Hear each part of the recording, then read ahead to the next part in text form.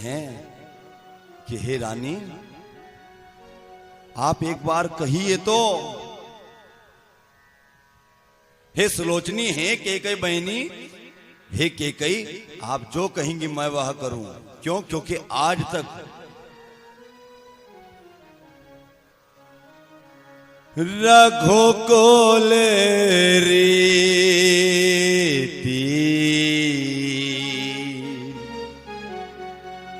सदा चली आई,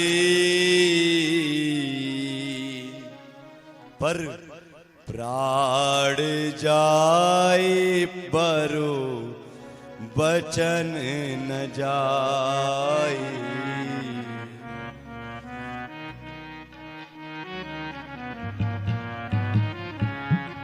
अपने प्राणों को दे देगा। आज ये राजा दशरथ अपने प्राणों को दे देगा। एक बार आप कहिए तो सही।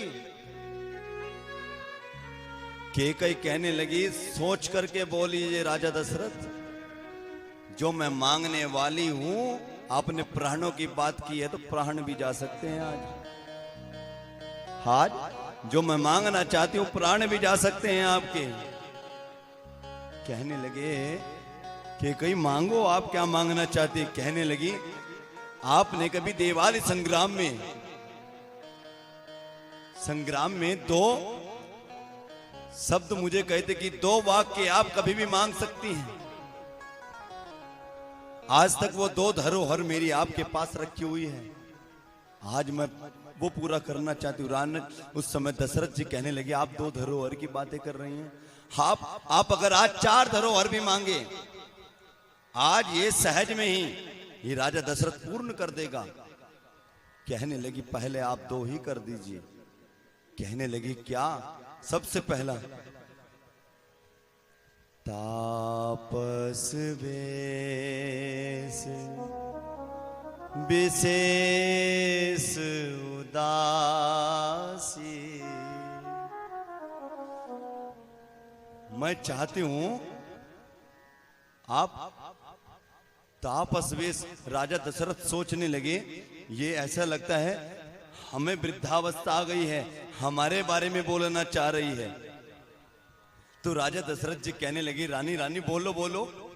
तापस वेश, हाँ मैं तपस्वी का वेश रखूंगा, वेश मुनि का वेश रखूंगा, मैं विशेष उदासीन रहूंगा।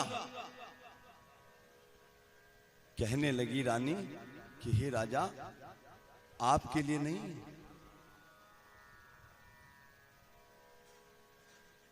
मैं आपसे चाहती हूं जो मैं अब कहने वाली हूं ये मैं आपको बाद में कहूंगी। राजा कहने लगे, तो पहले बताइए आप कहना क्या चाहती हैं। कहने लगी, मैं आपको कहना चाहती हूं सबसे पहले, सुनहु प्राण प्रिय भावत जी का, देव एक बर भर तही टीका, देव एक बर। आज दशरथ जी कहने लगे कि बस इतनी सी बात,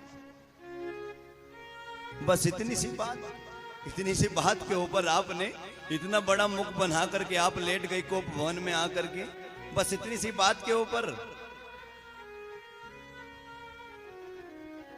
आप अपने मामा के गए हैं ना भरत। मैं सवेरा होते भरत को बुला लूंगा, सवेरा होते ही मैं राज्याभिषेक करा दूंगा। आप दूसरा वाक्य बोली। दूसरा वाक्य क्या है आपका? कहने लगी, दूसरा वाक्य कि हे राजा, तापस वेश विशेष उदासी। राजा दशरथ जी कहने लगे, अभी आपसे कही ना मैंने, मैं तपस्वी का रूप धारण करूंगा रानी, मैं मुनि का रूप धारण करूंगा, मैं उदासीन रूप में रहूंगा। बस इतना ही तो चाहती हो ना रानी। रानी कहने लगी, आपके लिए नहीं, मैं चाहती हूं इसको थोड़ा गौर से सुनना राजा। 14 बरस राम बनवासी। मैं चाहती हूं कि आप 14 वर्षों के लिए राम को वनों में भेज दीजिए। उस समय राजा दशरथ विवल हो गए, खड़े खड़े धरा पर गिर गए। जिस प्रकार एक लाठी होती है, लाठी आप लाठी खड़ी करिए और लाठी को छोड़ दीजिए, जिस प्रकार लाठी धरा पर गिरती है, उसी प्रकार आज विवल होकर के राजा दशरथ धरा पर गिर गए। राजा दशरथ कहने लगे, हे रानी, हे रानी, आपने पहला शब्द मांगा कि भरत को टीका, मैं प्रातःकालीन होते भरत को टीका करा दूंगा, मगर आपने जो दूसरा प्रश्न मुझे कहा, दूसरा वाक्य मुझसे कहा, दूसरा जो प्रण आपने मुझसे कराया है, उस प्रण ने मुझे असमंजस में डाल दिया, मुझे असमंजस में डाल दिया है।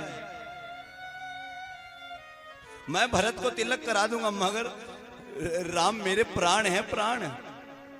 मैं राम को 14 वर्षों के लिए वनों को नहीं भेज सकता।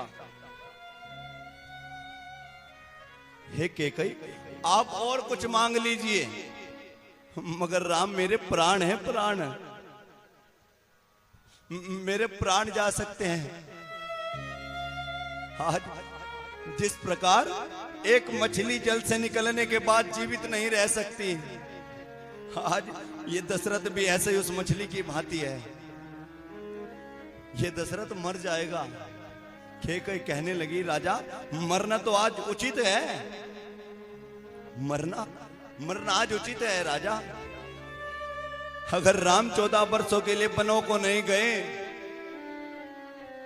तो ये कैकेयी अपने प्राण दे देगी और कलंक लगेगा आपको। और अगर 14 वर्षों के लिए वनों को राम चले गए तो कलंक इस कैकेयी को लगेगा, प्राण जाएंगे आपके।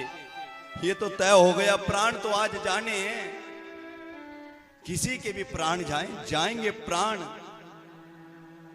हाँ, मैं कलंक लेकर के महल के अंदर रह सकती हूं, मगर कलंक लेकर के मेरा राजा दशरथ महल के बाहर जी नहीं सकता। इसलिए आपको 14 वर्षों के वनों के लिए भेजना पड़ेगा। आज राजा दशरथ विवल हो गए।